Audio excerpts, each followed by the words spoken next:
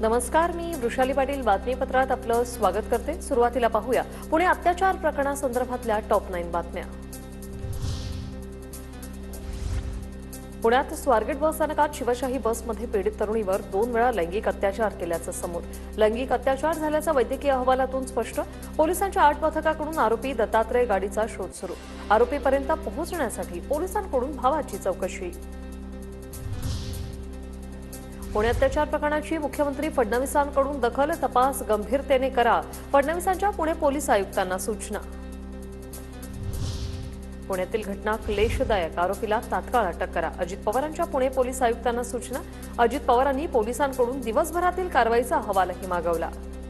महाराष्ट्रात अशा प्रकारची कुठलीही दुर्दैवी घटना घडणं ही अतिशय क्लेशदायक आहे, दुःखदायक आहे। सीसीटीव्हीच्या सगळ्या बारकाईनं पोलिसांना त्याची पाहणी करायला सांगितलेली आहे।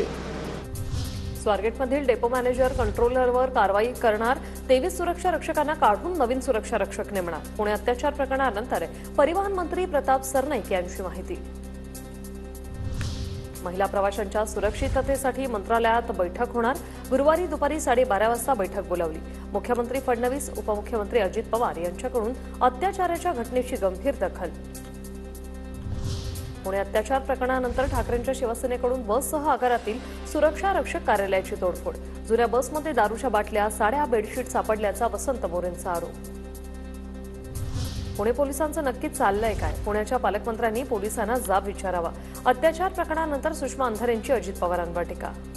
आजची घटना फक्त गंभीर नाही तर पुण्याच्या संस्कृतीला न शोभणारी आहे। पुणे पोलिसांचं नेमकं चाललंय काय यावर पालकमंत्र्यांनी निश्चितपणे त्यांना जाब विचारावेत अशी अपेक्षा आहे।